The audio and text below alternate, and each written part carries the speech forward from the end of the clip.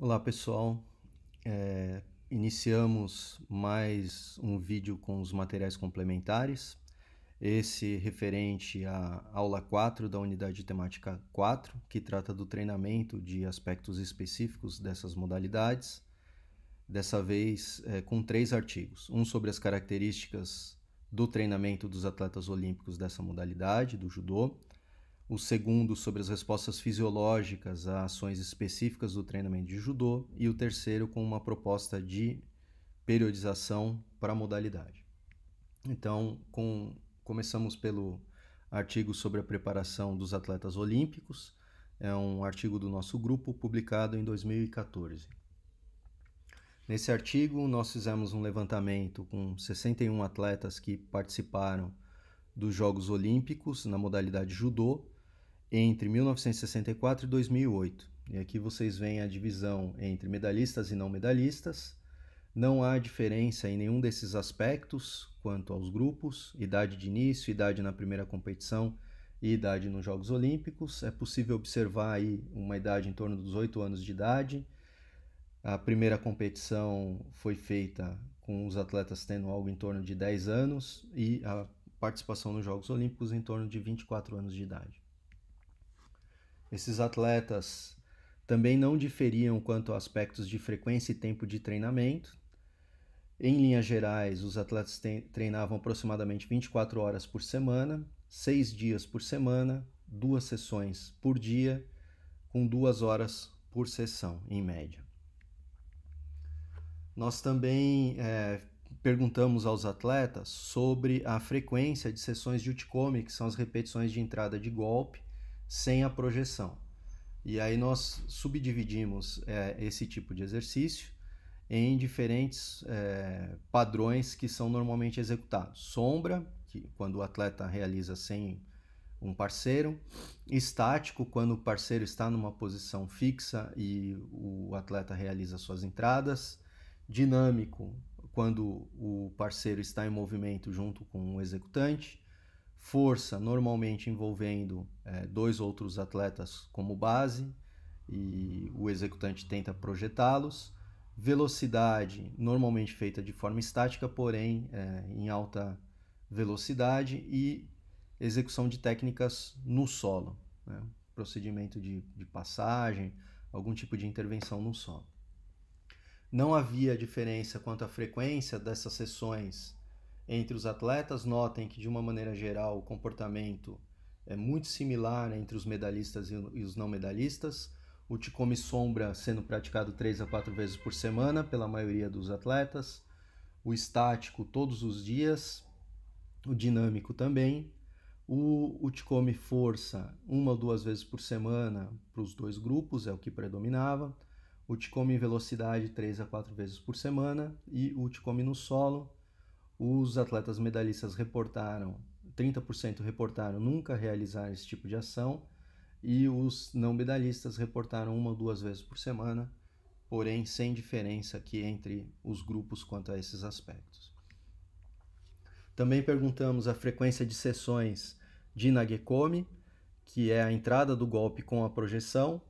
Estático, quando o parceiro está na posição fixa. Dinâmico, quando os 2 estão em movimento. Força, quando existe algum tipo de oposição grande à realização da projeção.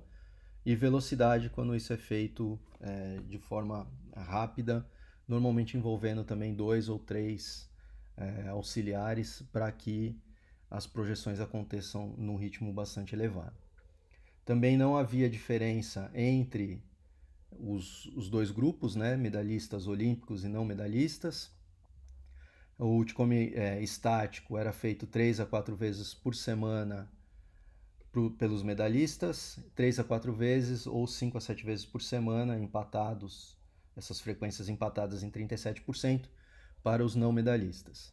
O dinâmico predominou 3 a 4 vezes por semana para os medalhistas e 5 a 7 vezes por semana para os não medalhistas. Força, basicamente esses grupos, o que eles responderam com maior frequência que eles nunca faziam. E velocidade, 3 a 4 vezes por semana para os 2 grupos, reforçando não haver diferença entre os grupos quanto à frequência com que eles realizavam esses exercícios. Perguntamos também sobre Kumikata, disputa de pegada, treino específico sobre disputa de pegada, e o que predominou foi a ocorrência de 5 a 7 vezes por semana para os dois grupos, em torno aí de 30 a 31%, sem diferença também entre os grupos. Também perguntamos sobre a frequência de sessões de Randori. O Randori é como se fosse uma simulação de luta, um treinamento livre, em que os atletas executam suas técnicas tentando projetar. Normalmente isso é feito com uma oposição razoavelmente elevada, embora não na mesma intensidade da competição. Nós subdividimos o Randori em Randori completo, quando os atletas realizavam em pé e no solo conjuntamente, só em pé ou só no solo. E aí nós temos que o Randori completo era realizado por 30% dos medalhistas 5 a 7 vezes por semana, 27% dos não medalhistas 5 a 7 vezes por semana. O Randori em pé é o que acontecia com maior frequência, 70% dos medalhistas e 88% dos não medalhistas o realizavam 5 a 7 vezes por semana. E o Randori isolado no solo, 50% dos medalhistas faziam isso 1 ou 2 vezes por semana, e os não medalhistas 45%, 3 a 4 vezes por semana. Aqui aparece uma diferença significante para o Randori no solo. Os medalhistas o executavam numa frequência menor do que os não medalhistas. Para o restante não havia nenhuma diferença entre os grupos. Perguntamos também sobre o tempo com que eles faziam o Uchikomi. Não há diferença entre os dois grupos quanto aos minutos por sessão. Para vocês terem uma ideia do que era feito em termos de Uchikomi, Uchikomi sombra em torno de 12 minutos por sessão, estático 28 minutos por sessão, dinâmico 17 minutos por sessão, força 17 minutos por sessão, velocidade 16 minutos por sessão e solo 15 minutos por sessão.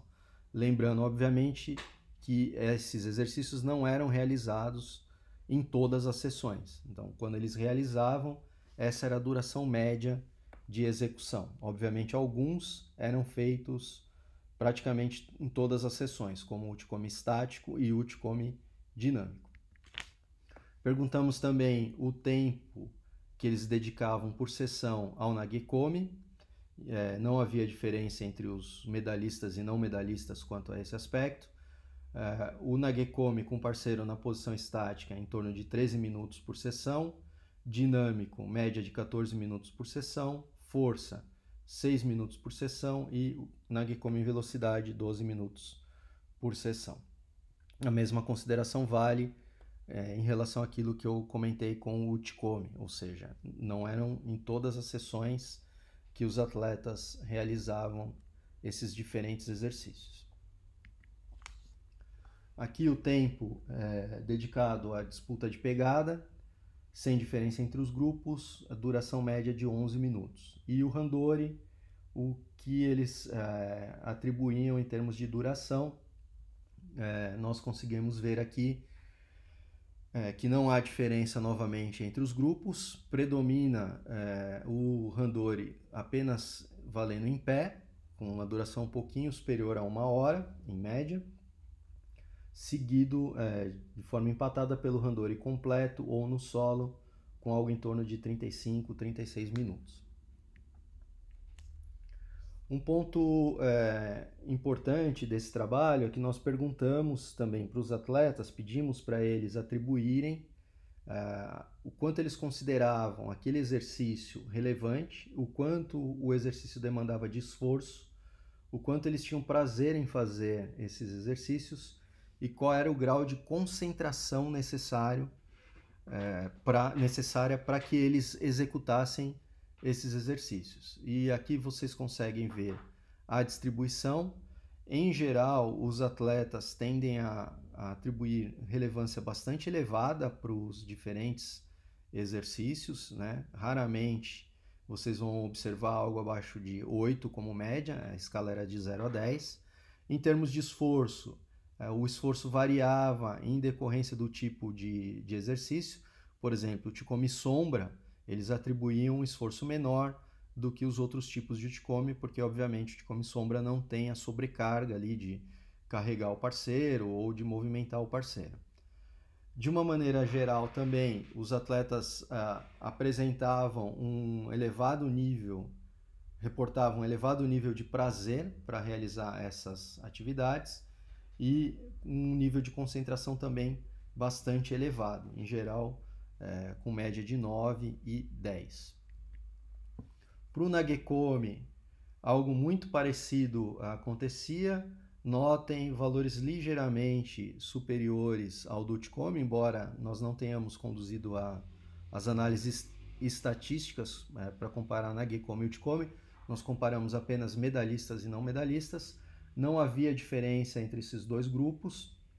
No entanto, notem que para o Nagekomi, basicamente os dois grupos atribuíram de 8 a 10 como média, o esforço em torno de 8 e 9, prazer, valores também bastante elevados, exceção ali talvez ao Nagekomi dinâmico para os não medalhistas, que atribuíram um valor ligeiramente inferior, em torno de 7, mas reforçando que não há diferença estatística entre essas atribuições, e um alto nível de concentração para realizar essa tarefa. Quando nós passamos para ações que são relacionadas à disputa de pegada, que é uma ação bastante importante na modalidade, como nós vimos em aulas anteriores, assim como o Randori, que é a própria simulação da luta, os atletas atribuíam valores bastante elevados de relevância, esforço, prazer e concentração. Aqui havia uma diferença entre os medalhistas e não medalhistas. Os medalhistas atribuíam uma relevância ligeiramente menor e estatisticamente significante em relação à atribuição da relevância para o Randori no solo atribuída pelos não medalhistas. Então, eles consideravam essa atividade menos importante. Vale a pena frisar aqui que os atletas que participaram dessas edições dos Jogos Olímpicos o fizeram entre 1964 e 2008, quando a regra do judô, de uma maneira geral, não permitia um grande tempo de desenvolvimento na luta no solo. Então isso poderia explicar o porquê dos medalhistas não atribuírem uma relevância tão alta a esse tipo de ação. Muito provavelmente isso modificou nas últimas edições dos Jogos em função da mudança que aconteceu na regra da modalidade. Nós perguntamos também sobre exercícios de caráter mais geral, aqui o treinamento aeróbio. Notem que um grande percentual dos atletas realizava corrida como forma de treinamento aeróbio contínuo, 3 a 4 vezes por semana. 40% dos medalhistas reportavam isso e 49% dos não medalhistas. Muitos desses atletas não utilizavam outros meios, outros modos de exercício, como a natação e o ciclismo, para conduzir o seu treinamento aeróbio contínuo. Então, o treinamento aeróbio contínuo é realizado com uma frequência razoavelmente alta e na forma de corrida, porém sem diferenças estatísticas para nenhum desses modos entre os medalhistas e não medalhistas. Perguntamos também sobre a frequência de sessões de treinamento de força e de treinamento anaeróbio. Notem aí que para o treinamento de força, os medalhistas e não medalhistas, o que predominava era que eles reportassem o treinamento desse tipo de variável 3 a 4 vezes por semana, sem diferença estatística entre os grupos. E no caso do treinamento anaeróbio, os atletas medalhistas reportavam 30% não realizarem nunca ou 1 ou 2 vezes por semana, e com 30%, e os não medalhistas, 41% deles diziam que faziam isso 3 a 4 vezes por semana. Aqui também não há diferença estatística entre os grupos, e quase a totalidade desses atletas reportavam não utilizar outros modos de exercícios para o treinamento anaeróbio. Aqui nós temos o tempo dedicado ao treino aeróbio. lembrando que o treinamento aeróbio na forma de corrida era o que eles realizavam com mais frequência. Para nenhum dos modos a diferença na duração entre os medalhistas e não medalhistas, portanto eu vou reportar os valores dos dois grupos conjuntamente. E aqui vocês veem que, em geral, a sessão de corrida era feita aí com uma duração de aproximadamente 43 minutos. A natação, para aqueles que realizavam, uma duração média de 8 minutos, e o ciclismo, uma duração muito baixa, 1 minuto por sessão. Para o treinamento de força, os atletas também não diferiam quanto ao tempo por sessão, o mesmo acontecendo para o treinamento anaeróbio. Portanto, eu vou reportar os valores dos grupos conjuntamente. Treinamento de força muito próximo aí de 1 hora, 55 minutos em média. O treinamento de sprint em torno de 27 minutos na forma de corrida. Por fim, nós perguntávamos sobre hábitos relacionados ao sono, leitura, lazer ativo e lazer passivo aos atletas. E aqui vocês conseguem observar que não havia também diferença entre os medalhistas e não medalhistas. De uma maneira conjunta, eles reportavam algo próximo a 8 horas por dia de sono, 1h30 de leitura por dia, lazer ativo próximo de 1 hora e lazer passivo, como por exemplo assistir televisão, algo em torno de 2 horas. Né? Lembrando novamente que esses dados incluem atletas até 2008. Né? Com a explosão das redes sociais e do uso de smartphones, provavelmente, se nós fizermos isso novamente, nós vamos encontrar um aumento aí do número de horas de lazer passivo. Então, esse artigo tratou de como os atletas se prepararam para os Jogos Olímpicos em diferentes edições, de 1964 a 2008. É uma amostra representativa dos atletas do Brasil, um N de 61. Nesse período, o Brasil teve 92 participações. E nessa amostra nós temos atletas que conquistaram medalhas nessas competições. É importante frisar, no entanto, que uma limitação desse tipo de estudo é que pode acontecer dos atletas não conseguirem relembrar adequadamente ou criarem um tipo de lembrança que não corresponde exatamente àquilo que eles fizeram em forma de treinamento. No entanto, nós temos aí algumas informações relevantes, porém devemos sempre fazer essa ressalva em relação a estudos dessa natureza. O segundo artigo tratava das respostas fisiológicas a exercícios específicos do judô, especialmente quanto às respostas fisiológicas agudas.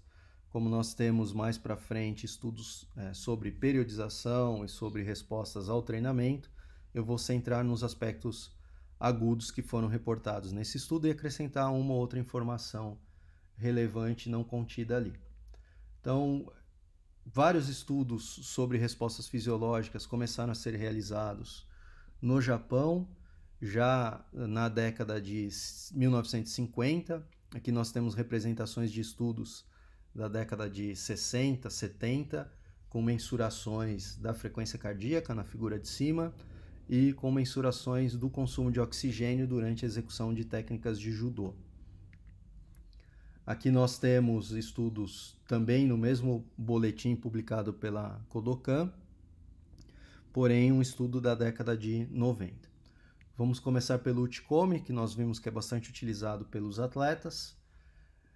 Nós temos aqui um estudo brasileiro em que eles pediram para os atletas executarem uma técnica de quadril, 12 séries de 30 segundos por 1 minuto de intervalo, ou 6 vezes 1 minuto por 1 minuto de intervalo. Então, notem que a duração total é exatamente a mesma, 6 minutos de esforço. No entanto, a manipulação da relação esforço-pausa gera uma diferença bastante acentuada na concentração de lactato, né? A forma mais longa gerando aí valores que são praticamente o dobro daqueles observados com o protocolo de 30 segundos por 1 minuto. Um outro estudo mais antigo é o do Sikorsky, que eles pediam para os atletas realizarem um exercício em steady state e observavam valores aí em torno de 4,6 milimol por litro, né, que é muito próximo do valor de concentração recomendado para métodos como o OBLA, por exemplo. Ou pediam para os atletas realizarem 10 segundos de esforço por 20 segundos de pausa e observavam valores bastante elevados de concentração de lactato, que são próximos àqueles observados em competições de nível internacional, como nós vimos em aulas anteriores. Esse é um outro estudo que objetivou verificar a resposta da frequência cardíaca a diferentes protocolos de Utcombe, uma série de 30 repetições, uma série de 60 repetições ou 5 séries de 30 segundos. E aí eles têm as medidas no grupo como um todo, apenas nas mulheres ou apenas nos homens. Não há diferença entre os sexos quanto à resposta da frequência cardíaca, a recuperação percentual em 30 segundos ou em 1 minuto. No entanto, há uma diferença para os dois grupos em relação a 5 séries de 30 segundos, que geravam nesses dois grupos valores superiores àqueles observados nas duas situações de séries isoladas, né? 30 repetições ou 60 repetições. Um outro estudo que foi conduzido também com o Utcombe envolvia, na verdade, não só o Utcombe, mas também o Nagecombe. Eles trabalharam com 6 combinações, o Hikidashi, que é uma entrada básica, o Utcombe executando uma técnica de uma maneira um pouco mais completa, apenas o Utcombe, o Hikidashi mais a projeção, apenas a projeção e o Utcombe e a projeção. Então, 6 tipos de exercício. E aqui vocês conseguem observar as diferenças em termos de estrutura temporal. Então, eles trabalharam com uma relação esforço-pausa de 1:1, 1:3 ou 1:5. A duração do esforço era sempre de 40 segundos, portanto, no primeiro bloco ali, 1:1, nós tínhamos 40 segundos de esforço por 40 segundos de pausa. No protocolo 2, 40 segundos por 120 segundos de intervalo. E no último protocolo, 40 segundos por 200 segundos de intervalo. Quando eles comparavam o número de repetições entre essas diferentes relações de esforço e pausa, eles encontravam valores inferiores no 1:1 em relação ao 1:3 e 1:5 na estrutura 3 ali, só o Utcombe. Encontravam diferenças também do 1:1, né, com valores inferiores em relação a 1:3 e 1:5 na situação 4, Hikidashi mais Nagecombe, e encontravam diferenças, né, com valores inferiores para o 1:1 e 1:3 em relação a 1:5 na situação envolvendo apenas o Nagecombe. E por fim, diferença entre o 1:1 com valores inferiores em relação a 1:3 e 1:5 na situação Utcombe mais Nagecombe.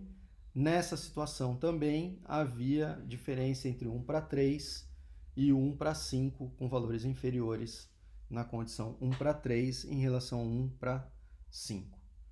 Obviamente, esses resultados são esperados, uma vez que, se você permite um intervalo mais prolongado, o atleta se recupera e, portanto, consegue fazer um número maior de repetições. Embora isso não tenha acontecido para a situação do Hikidashi isolado ou do Hikidashi mais Utcombe. Portanto, para esses 2 primeiros exercícios, é possível atingir valores muito similares de repetições, ainda que o intervalo entre as séries seja pequeno. Eles compararam a frequência cardíaca e encontraram valores médios ao longo dos diferentes protocolos superiores na situação 1:1 em relação a 1:3 e 1:5, como vocês podem observar nessa figura. Também mensuraram a concentração de lactato ao longo das diferentes séries. Notem que a partir da terceira série, a estrutura de 1:5 resultava em valores inferiores às duas outras relações de esforço-pausa, né? 1:1 e 1:3. Aqui um outro estudo que analisou também as respostas fisiológicas ao Outcome. Nesse estudo especificamente nós comparamos 3 técnicas: o Outigari, que é uma técnica de perna, o Harai-Goshi, que é uma técnica de quadril, e o Seoinage, que é uma técnica de braço, cada uma delas sendo executadas com diferentes estruturas temporais, sempre mantendo a relação de esforço-pausa de 1:1. Então, um tipo de estrutura envolveu a realização de 18 séries de 10 segundos por 10 segundos de intervalo, a outra 9 séries de 20 segundos por 20 segundos de intervalo, e a terceira estrutura temporal envolveu a realização de 6 séries de 30 segundos por 30 segundos de intervalo.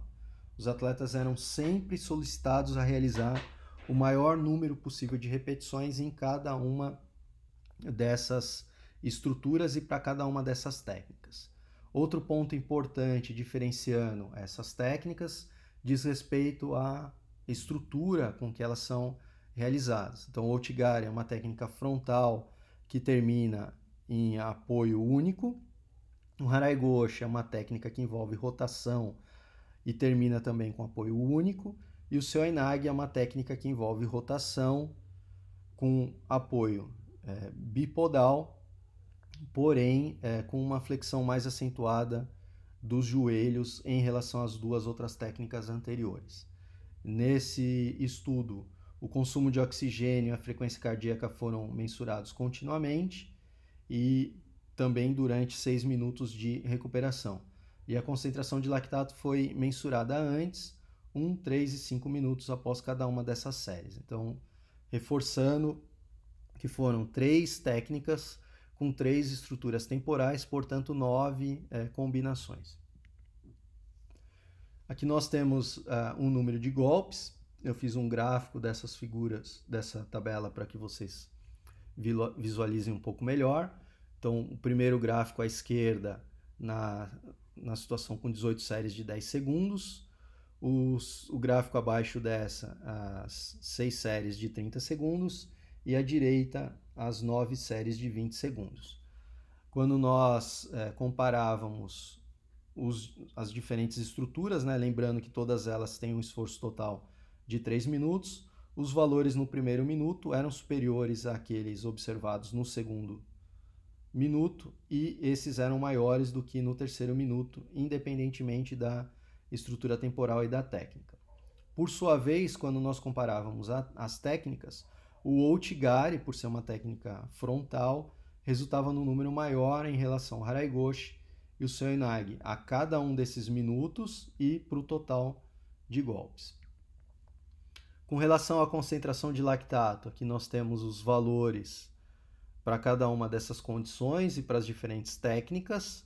Aqui foi constatado apenas que os valores de repouso, obviamente, eram menores do que todos os demais pontos e que os valores de 1 minuto eram menores do que aqueles observados em 3 minutos, sem nenhuma outra diferença, nem quanto à estrutura temporal, nem quanto às técnicas. Portanto, realizar a entrada de golpe de forma all-out, independentemente do tipo de técnica e independentemente da estrutura temporal, resulta numa demanda glicolítica similar. Aqui nós temos os valores de frequência cardíaca ao longo das séries, 18 vezes 10 segundos, 9 vezes 20 segundos e 6 vezes 30 segundos para as diferentes técnicas. Aqui também nós observamos valores inferiores de frequência cardíaca no primeiro minuto em relação ao segundo minuto, e o segundo minuto resultava em valores de frequência cardíaca que eram inferiores àqueles do terceiro minuto, tanto nas pausas quanto durante as atividades, sem diferença nenhuma entre as técnicas e os protocolos. Portanto, independentemente da estrutura temporal e independentemente da técnica, se a orientação é para que o atleta realize o maior número possível de entradas, nós observamos respostas de frequência cardíaca, o que infere a demanda cardiovascular da atividade, similares entre essas diferentes estruturas. E aqui o consumo de oxigênio durante as séries de Uchikomi na recuperação, assim como valores de amplitude e constante de tempo da cinética do consumo de oxigênio. Eu chamo a atenção de vocês aqui para o fato de que houve uma diferença em relação à estrutura temporal. Quando nós solicitávamos para os atletas realizarem as técnicas na estrutura de 18 séries de 10 segundos por 10 segundos de intervalo, isso resultava num valor de consumo de oxigênio superior à situação com 6 séries de 30 segundos. Então, as séries mais curtas, com intervalos mais curtos, eram mais adequadas para que os valores de consumo de oxigênio ficassem mais elevados. Portanto, para o condicionamento aeróbio, esse tipo de estrutura parece ser mais interessante do que trabalhar com séries mais prolongadas. Aqui nós temos o consumo de oxigênio ao longo dos diferentes minutos.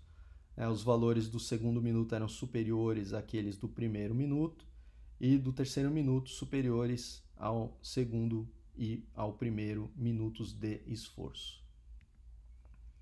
E aqui só para vocês visualizarem os valores de consumo de oxigênio para as diferentes técnicas, na estrutura de 18 vezes 10 segundos por 10 segundos, 9 vezes 20 segundos por 20 segundos e 6 vezes 30 segundos por 30 segundos, tanto durante o esforço quanto durante a pausa, reforçando que a primeira situação ali, 18 vezes 10 por 10, resultou em valores superiores de consumo de oxigênio, porém sem diferença estatística quanto ao tipo de técnica executada. Então, contanto que a instrução seja realizar na maior intensidade possível, a situação de 18 vezes 10 segundos por 10 segundos resulta em valores estatisticamente superiores, porém sem diferença entre as técnicas.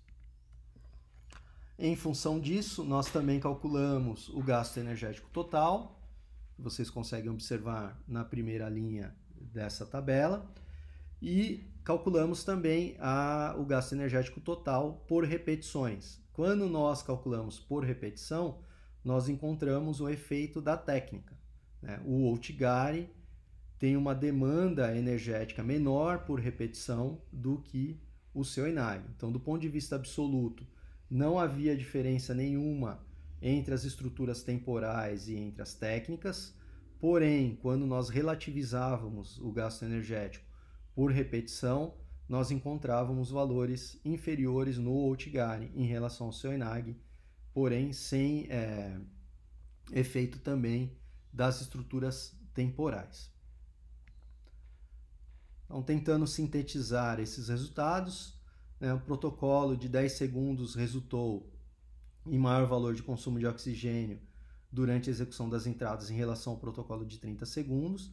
Lembrando que é muito importante considerar que aqui a instrução foi para que os atletas fizessem as repetições na maior velocidade possível e, portanto, o maior número de repetições por série.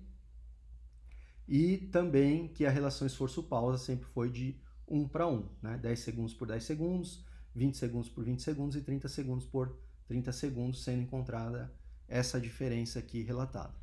Além disso, o Outigari resultou em menor gasto energético por entrada em relação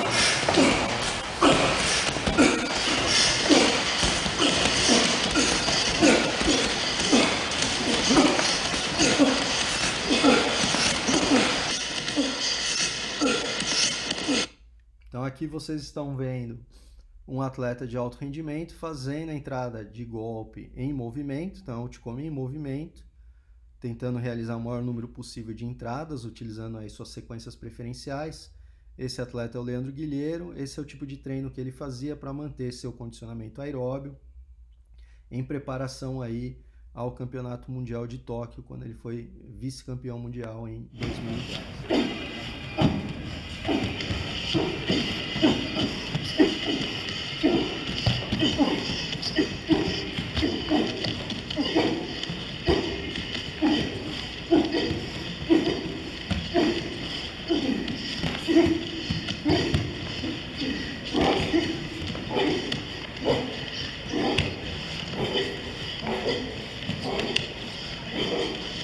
Mate. Mate.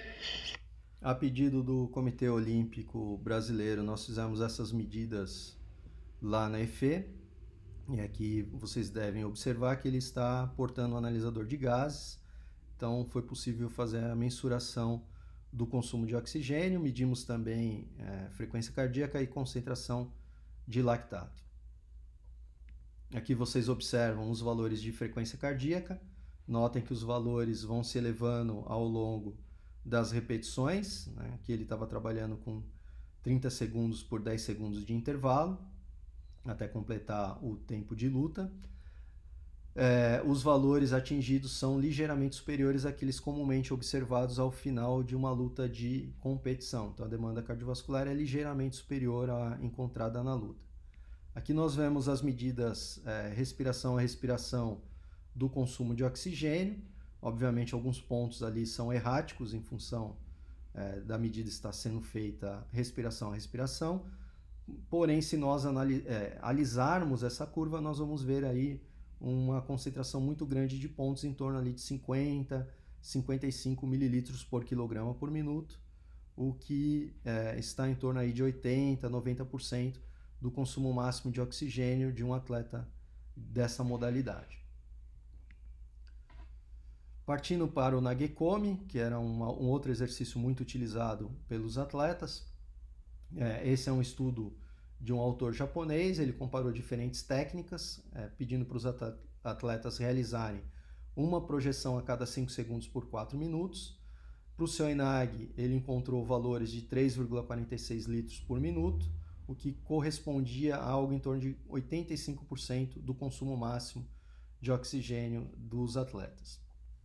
Para o Outigari, os valores foram menores, 2,52 litros por minuto, chegando a 62% do consumo máximo de oxigênio. Portanto, se um treinador gostaria de fazer o condicionamento aeróbio utilizando gestos específicos, o Seoinage é uma técnica que vai resultar numa demanda maior do que o Outigari nesse modelo adotado aqui de uma projeção a cada 5 segundos. Ele comparou também a frequência cardíaca e encontrou valores mais elevados para o Kataguruma, que é uma técnica que hoje não pode ser mais realizada em competição. Os valores chegavam a 182 batimentos por minuto, algo em torno de 93% da frequência cardíaca máxima.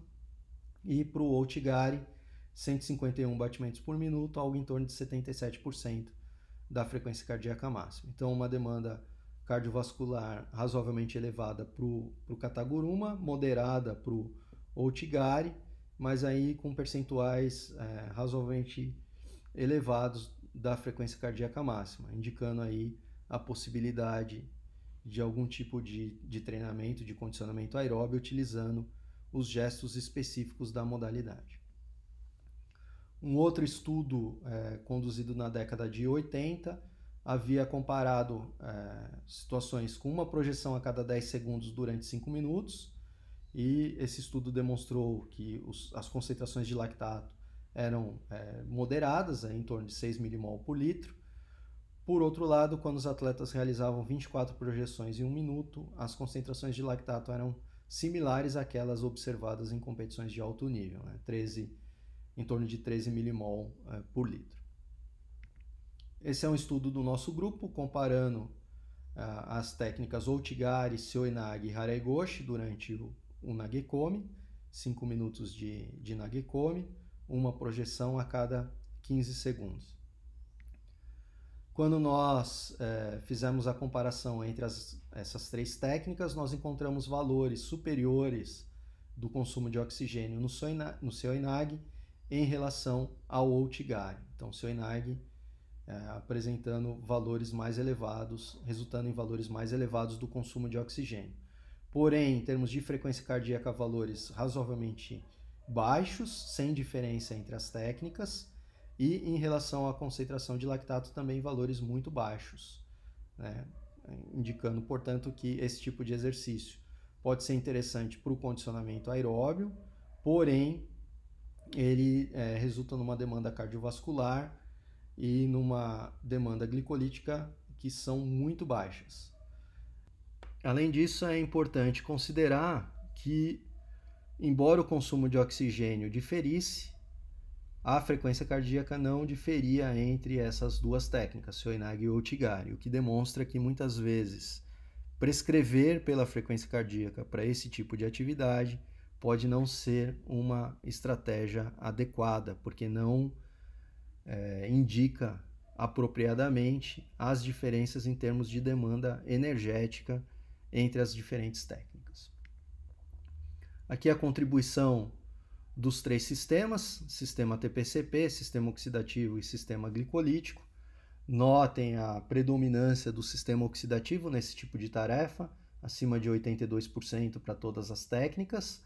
E eu chamo a atenção para o que está demarcado aí nos quadrados, né? O sistema glicolítico, o sistema ATPCP contribuindo mais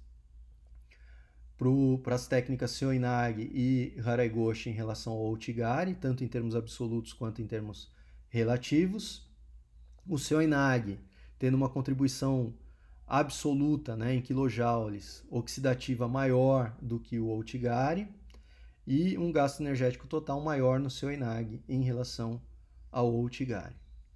Reforçando, contudo, que apesar dessa diferença na demanda energética, ou seja, o Seoinag resultou num gasto energético maior, os valores de frequência cardíaca não diferiam entre as situações, né? Então, o Seoinag tem uma demanda energética maior do que o Outigari, quando nós observamos aí as barras que indicam a demanda energética.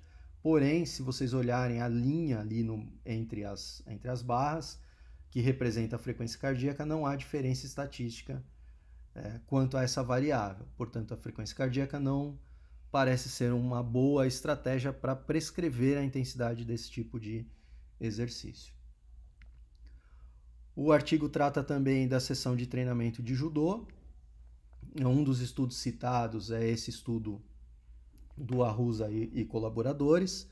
Aqui eles pediam para atletas de nível olímpico ou de nível nacional executarem diferentes exercícios. Então, na Gekome, uma projeção a cada 4 segundos ou a cada 3 segundos. O Uchikome, uma entrada a cada 4 segundos ou a cada 3 segundos.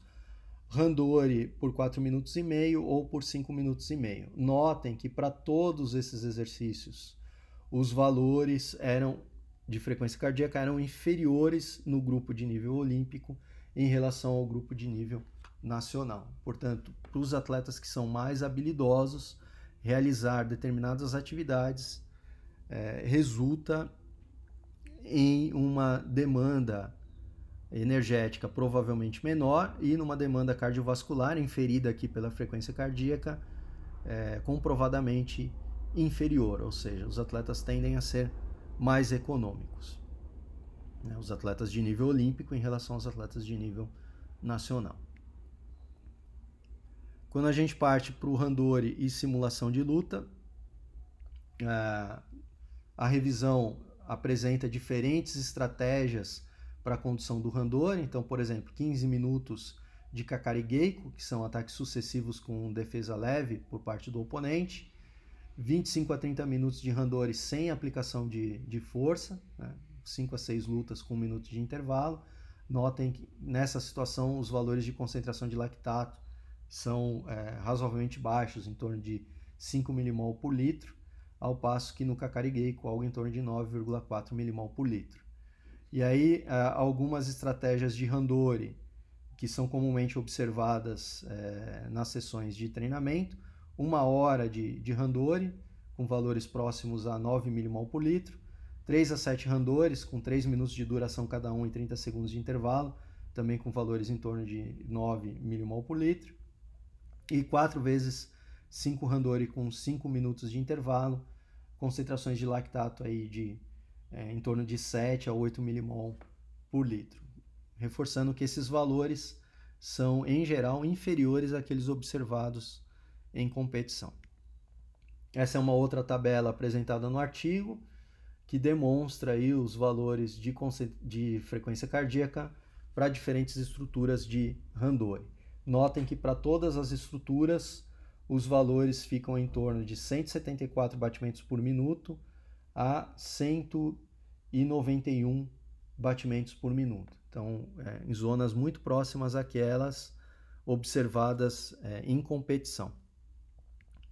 Um estudo bastante interessante apresentado pelos japoneses, eles compararam a mesma quantidade total de tempo de randori, porém com o randori sendo realizado de forma contínua ou de forma intervalada.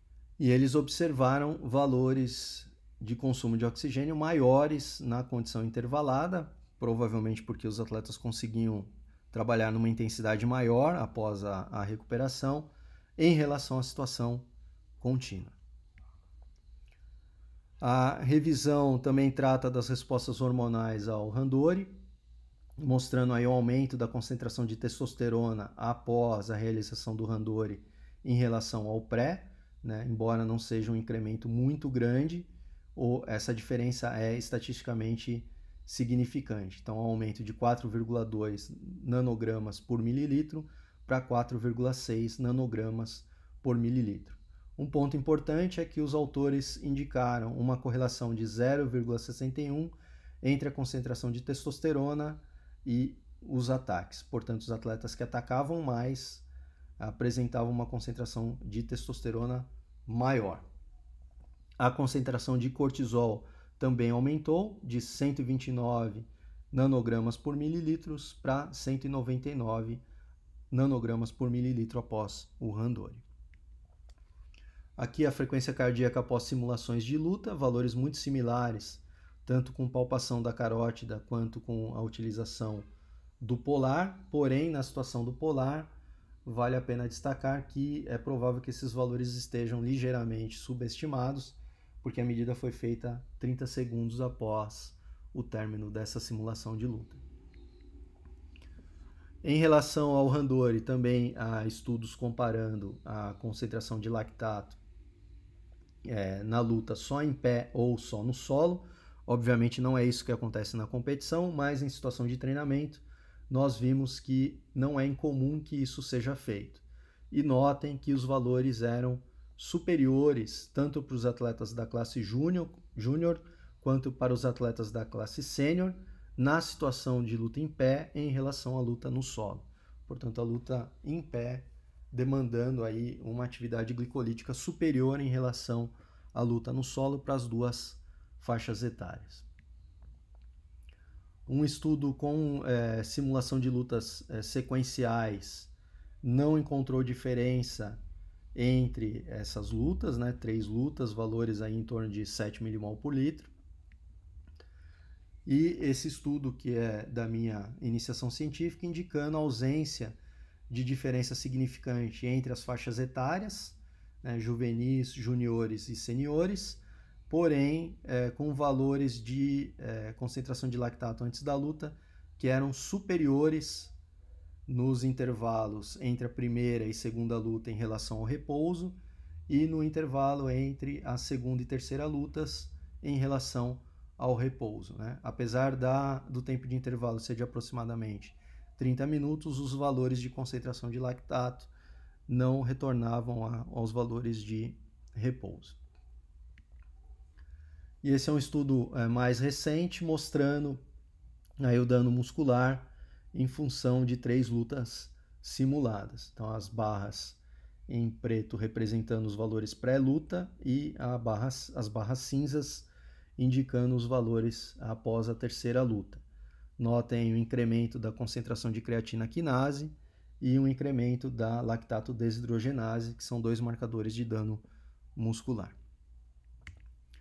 O terceiro artigo tratava de recomendações de treinamento baseadas em evidências para atletas de elite. É um artigo produzido por um autor vinculado a uma instituição da Índia e autores da Austrália.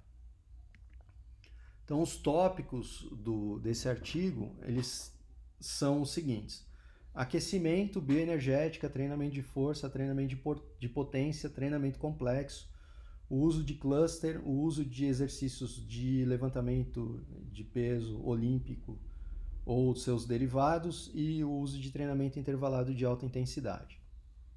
Nessa disciplina especificamente, nós já vimos a questão do aquecimento, a questão da bioenergética aplicada ao judô.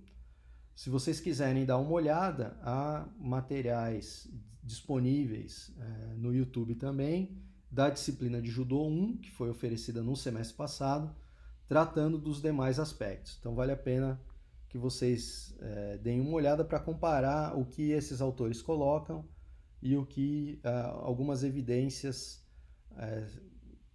demonstram sobre esses diferentes tipos de treinamento para atletas de judô.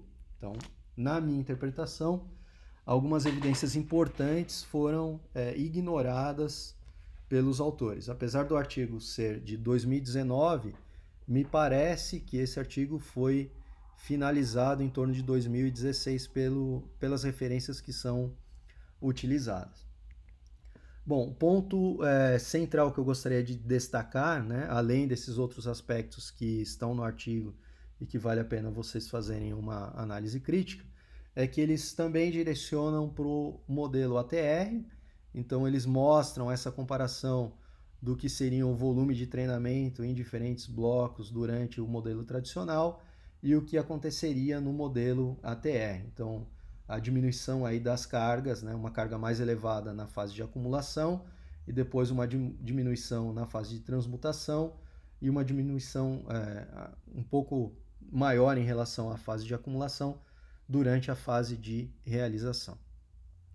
Eles propõem alguns exercícios de força, embora também contemplando bem exercícios para manutenção de potência, como o Power Clean e o Push Jerk, e também exercícios para manutenção da resistência de força, como a remada unilateral aí.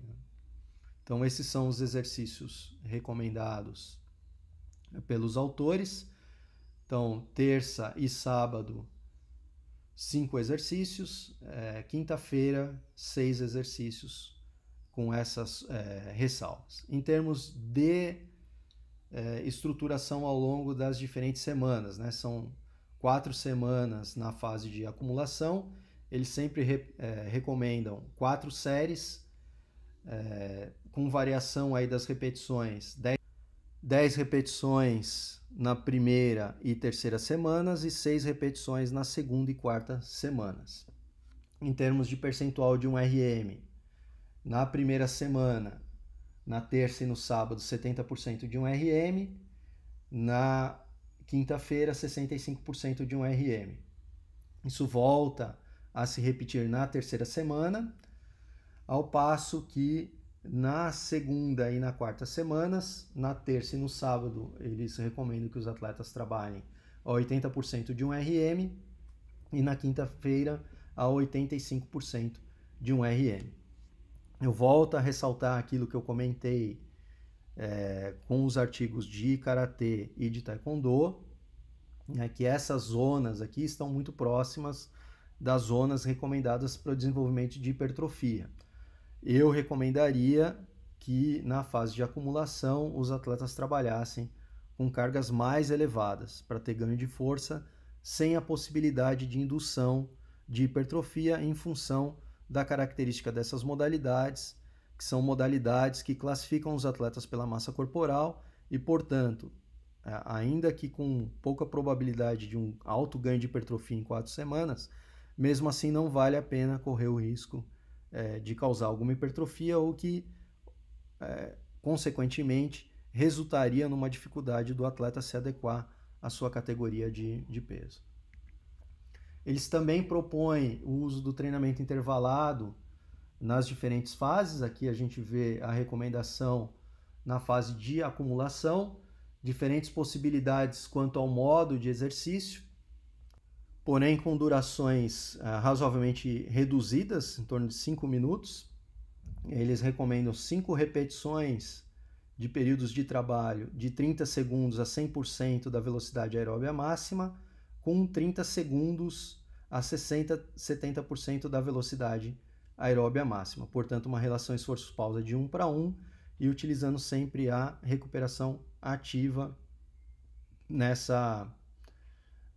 nesse tipo de treinamento intervalado. Na fase de transmutação, eles já recomendam aí o uso do treinamento complexo, por exemplo, a combinação de agachamento com saltos sobre a caixa, o supino inclinado com arremesso de medicine ball. Eles recomendam valores distintos de combinação ali para essas diferentes atividades. Então, cargas mais pesadas ali para o agachamento. Esses exercícios aconteceriam às terças e sábados, ao passo que às quintas-feiras eles recomendam outros exercícios, como o Power Clean, com cargas muito leves, em torno de 30% de 1RM. Provavelmente para esse exercício, essa zona está fora da zona ótima. Provavelmente para atletas mais fortes, no Power Clean a gente vai encontrar valores de carga ótima em percentuais superiores, a gente pode discutir sobre isso depois. Também recomendam o trabalho de pliometria e o agachamento com a barra hexagonal, especificamente nesse último exercício, o uso de cluster, que é uma estratégia bastante interessante para a modalidade. São 3 semanas nesse bloco. Eles oscilam o número de séries, 4 séries nas semanas 1 e 3, 3 séries na semana 2. Também oscilam as repetições, 8 repetições nas semanas 1 e 3 e 6 repetições na semana 2. Em termos de percentual de 1RM, na primeira semana e na terceira semana eles recomendam terça e sábado 80%, a mesma coisa de quinta-feira, porém na segunda semana eles recomendam para os diferentes dias de treinamento 85% de 1RM. Eles continuam com a recomendação do trabalho de condicionamento aeróbio.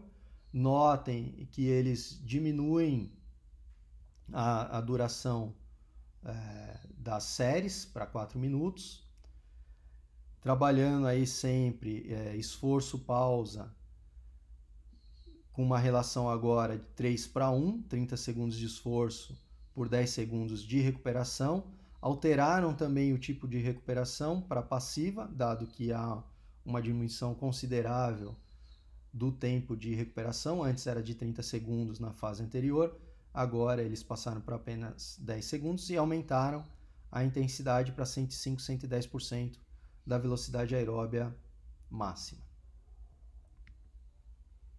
Na fase de realização, eles propõem outros exercícios, 4 exercícios durante as sessões de terça e sábado e 4 outros exercícios durante as sessões realizadas às quintas-feiras. E aí tem, para alguns exercícios, recomendações específicas em termos de carga.